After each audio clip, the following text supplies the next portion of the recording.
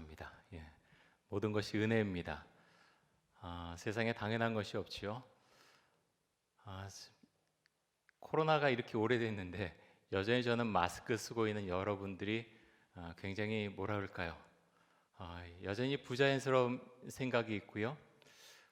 이게 어디에 나오는 세상인가 그런 생각이 또 듭니다. 그런 가운데서도 이 코로나 가운데서도 우리가 이렇게 송구영신 예배를 드릴 수 있는 것, 이것도 하나님의 크신 은혜다라는 고백을 하게 됩니다. 오늘 이제 송구영신 예배를 이제 우리가 드리면서 무슨 말씀을 전하면서 함께 은혜를 나눠야 될까 기도하면서 하나님께서 소망의 메시지를 함께 나누라는 그런 마음을 주셔서 오늘 소망의 메시지를 가지고 함께 은혜를 나누고자 합니다. 올해 코로나 시대를 우리가 살아오면서 소망에 대한 메시지를 사실 주일 예배 시간에 여러 번 선포를 했습니다. 그러면서 여전히 우리에게는 소망의 메시지가 더 많이 필요하다라는 고백을 하게 됩니다. 여러분, 왜 이것이 필요할까요? 왜 소망의 메시지가 필요할까요? 왜냐하면 우리에게는 주님께서 주시는 소망, 세상이 주는 소망이 아니라 주님께서 주시는 소망이 우리에게 필요하기 때문에 이 메시지가 필요합니다. 정신건강의학과 임세원 교수가 쓴 죽고 싶은 사람은 없다라는 책이 있습니다. 임세원 교수는 지금 이 세상에 없습니다. 아마 뉴스에 보도된 내용을 보신 분들도 계실 텐데요. 강북 삼성병원 정신건강의학과 의사인 임세원 교수는 지난 2018년 12월 31일 한 해 마지막 날에 예약 없이 찾아온 환자를 맞이했습니다. 하지만 그 환자의 상태는 너무 심각했고 위협을 느낀 임세원 교수는 바로 옆방으로 대피했지만 위험에 처할 수 있는 다른 의료진과 환자들을 대피시키다가 갑자기 환자가 휘두르는 흉기에 찔려서 세상을 떠나고 맙니다. 그가 이 세상을 떠나기 전에 남긴 한 권의 책이 있는데요. 그 책의 이름이 죽고 싶은 사람은 없다라는 책입니다. 이 책에 보면 이런 이야기가 나옵니다. 20년 정도 정신의학과 경험이 있는 베테랑 의사인 임세원 교수에게 우울증 환자들이 종종 이런 이야기를 한다고 합니다. 선생님은 이 병을 몰라요. 이 베테랑 의사였던 임세원 교수는 이 말을 참 받아들이기가 어려웠다고 합니다. 아니, 우울증, 이 병에 대해서 전문가인 나에게 이 병에 대해서 모른다고 이야기하는 것, 내가 이것을 어떻게 받아들일 수가 있나? 그러면 누가 우울증에 대해서 안단 말인가? 그런 생각을 하면서 이 말을 받아들이지 못했다고 합니다. 그런데 2012년 6월 어느 날 해외 연수를 앞두고 있던 그에게 갑자기 아픔이 찾아왔습니다. 허리를 꼭 칼로 찌른 것 같은 통증이 찾아왔고, 그로 인해서 쓰러져서 수술을 받고 또 물리치료를 하고 약을 복용했지만 전혀 효과가 없었습니다. 단 10분만 앉아 있어도 힘들 정도로 통증이 점점 심해졌습니다. 병이 나았지 않자 그는 점점 우울해졌고 잠을 제대로 이루지 못했습니다. 그렇게 고통스러워하던 어느 날 임세원 교수는 자살을 결심하게 됩니다. 2012년 8월 1일 새벽 3시쯤에 그는 가족들이 모두 잠들어 있는 사이에 옷을 갈아입고 차 열쇠를 챙기려다 작은 방에서 자고 있는 자신의 아내와 아이들의 모습을 보게 됩니다. 그 얼굴을 보는 순간 그는 눈물이 왈칵 쏟아서 주체할 수 없을 정도로 눈물을 흘렸고 그 순간에 자살하려고 하는 마음을 고쳐먹게 됩니다. 그 고통스러운 투병 생활을 끝낸 임세원 교수는 드디어 환자들에게 이렇게 말할 수 있게 되었다고 합니다. 저도 그 병 잘 알아요. 여러분, 우리 교회에도 암으로 투병하는 분들이 여러분이 계십니다. 또 오랜 여러 가지 질병으로 인해서 교회에 오고 싶지만 오지 못하는 분들도 계십니다. 우울증을 앓고 있는 분도 있고 그리고 공황장애를 앓고 있는 분도 있습니다. 저는 이런 분들에게 제가 그 마음 다 압니다. 그 병 다 압니다. 라고 결코 말씀드리지 못합니다. 왜냐하면 저는 그 병을 알아보지 못했기 때문이죠. 제가 할 수 있는 건 그분들을 위해서 기도하는 것뿐입니다. 그런데 여러분, 제가 마음속에 굳게 믿고 있는 것이 하나 있습니다. 그것이 무엇인가 하면 하나님께 나아갈 때 하나님께서 소망을 주신다고 하는 것입니다. 세상이 다 무너진 것처럼 우리가 생각하고 느낄 때에도 주님께서 여전히 우리를 보고 계심을 우리가 기억할 수 있기 원합니다. 오늘 우리가 읽은 시편 119편 기자는 하나님을 정말로 신뢰하는 사람이었습니다. 현실의 삶은 결코 만만하지 않았습니다. 그는 하나님을 믿고 따르려고 했지만 많은 사람들이 그를 조롱했고 그를 멸시했습니다. 그의 신앙을 비웃었죠. 하지만 시편 기자는 하나님의 말씀을 붙잡습니다. 그리고 그 하나님의 말씀으로 인해서 다시 살아나게 됩니다. 시편 119편에 보면 하나님의 말씀이 나를 살렸습니다. 하나님의 말씀이 나를 살렸습니다라는 그 말씀이 내용이 정말 많이 나옵니다. 시편 119편 49절 말씀 한번 보겠습니다.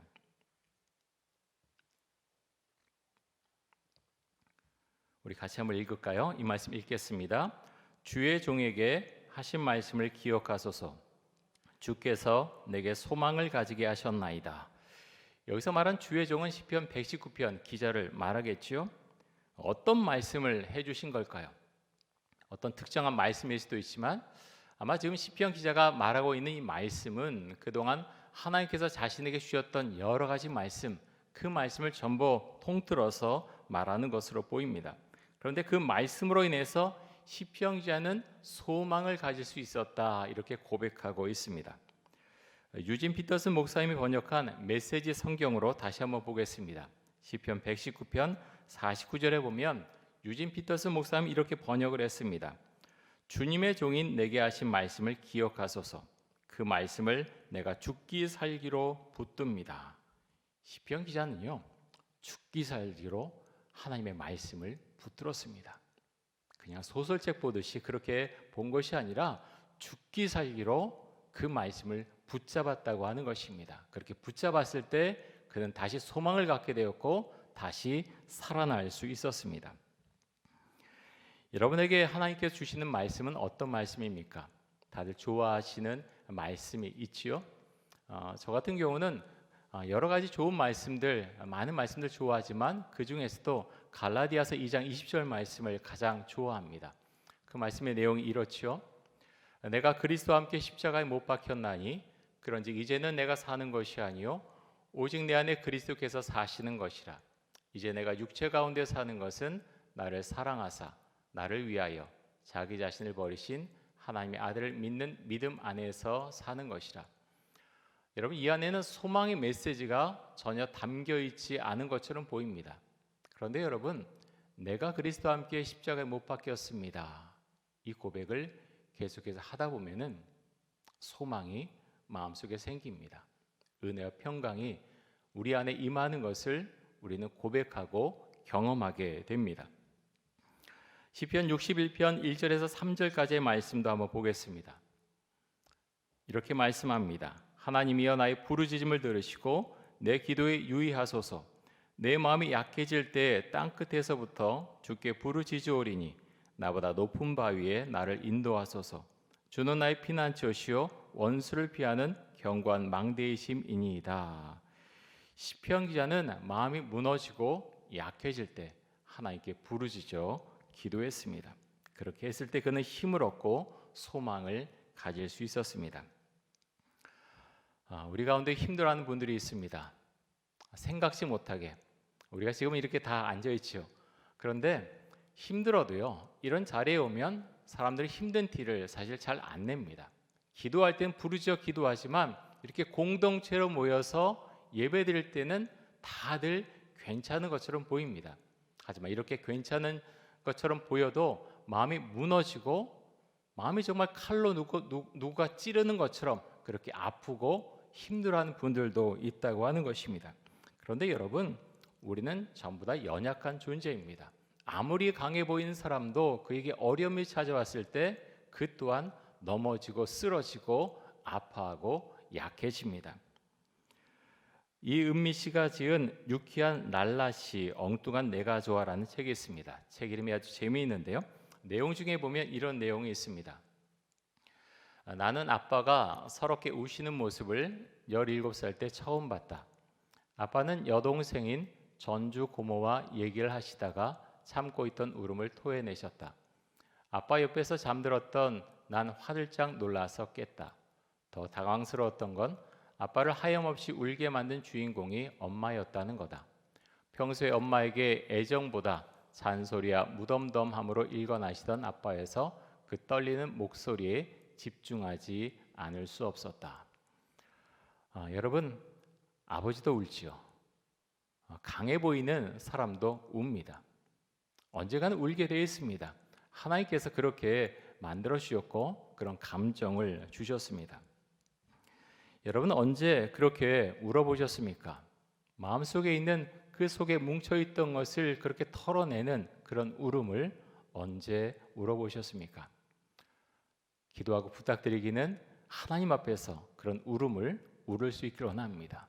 기도하면서 또 하나님 앞에서 나의 마음을 토해내면서 그렇게 기도하면서 주 앞에서 우는 여러분들이 되실 수 있기 바랍니다. 왜 그렇습니까? 하나님께 그렇게 나아갈 때 하나님께서 우리에게 소망을 주시고 우리를 살려 주시기 때문입니다. 시편 119편 기자는 하나님을 신뢰했습니다. 그리고 하나님의 말씀을 생명처럼 여겼지요. 시편 119편 50절입니다. 이 말씀은 나의 고난 중에 위로라. 주의 말씀이 나를 살리셨기 때문이니이다. 하나님의 말씀은 시편 기자가 고난을 당할 때 그를 살려 주었습니다.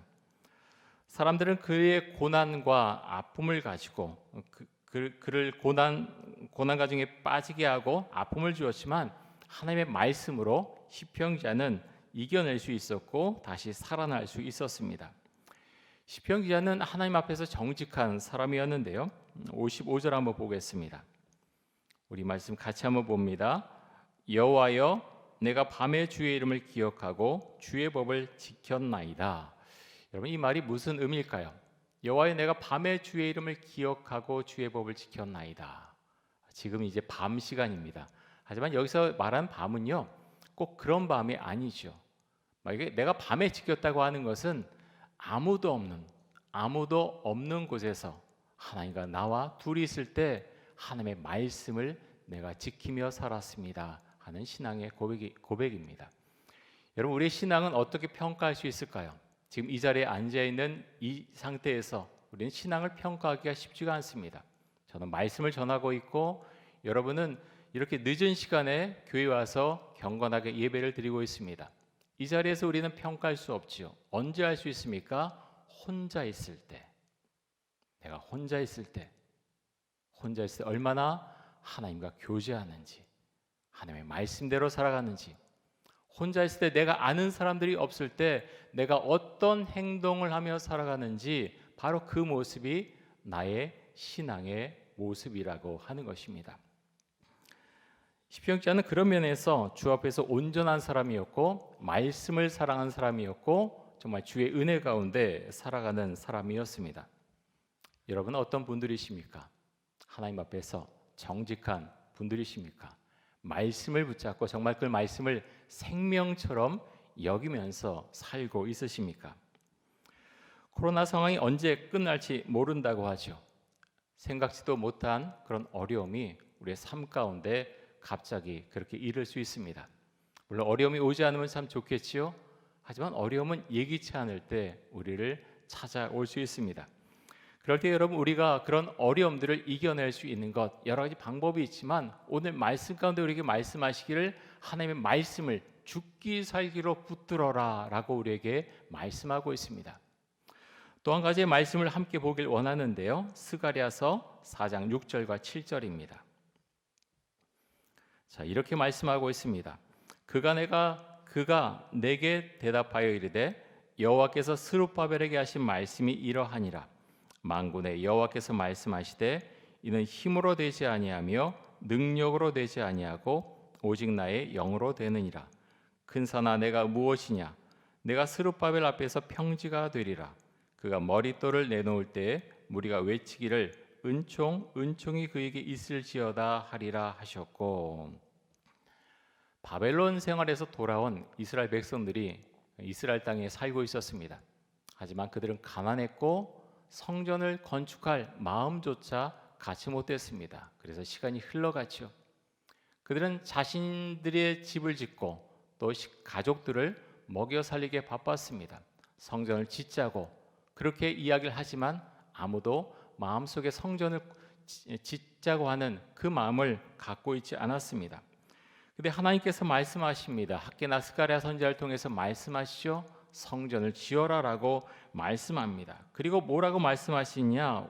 조금 읽은 전에 말씀해 보면 이는 힘으로 되지 아니하고 능력으로 되지 아니하고 오직 나의 영으로 된다라고 말씀하셨습니다.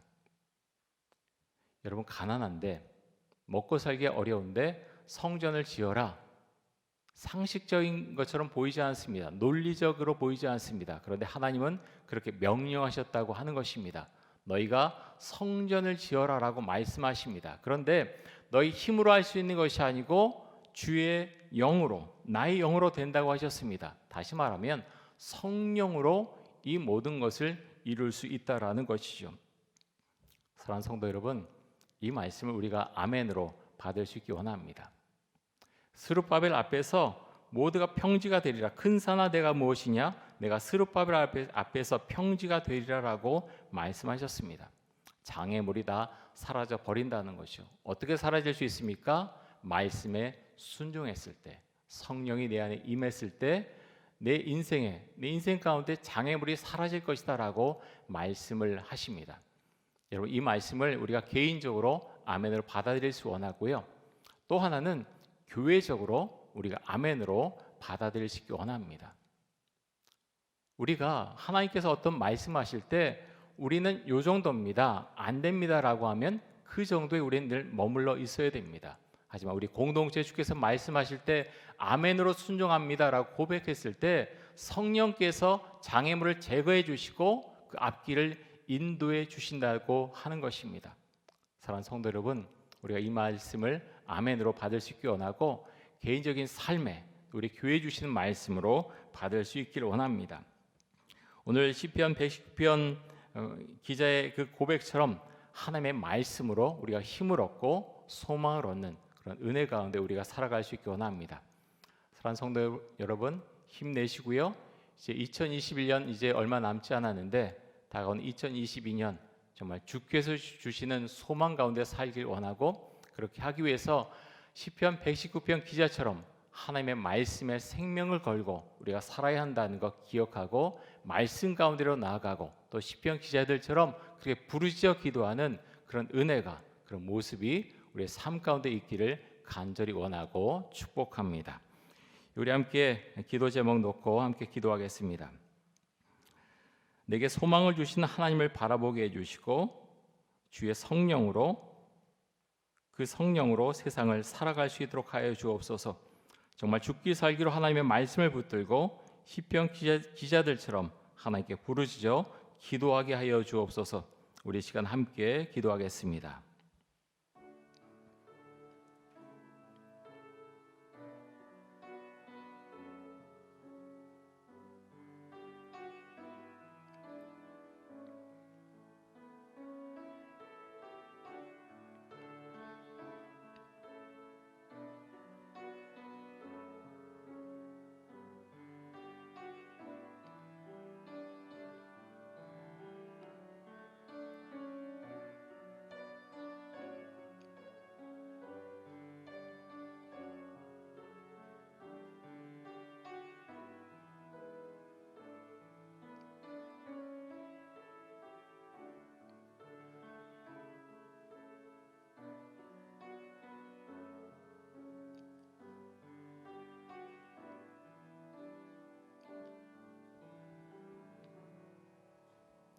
사랑의 주님, 주의 말씀으로 인해서 소망을 갖게 해주시고 하나님, 그래서 그 말씀이 우리 삶의 길잡이가 될 수 있음을, 길잡이임을 우리가 늘 고백하면서 그 말씀을 따라서 살 수 있길 원합니다.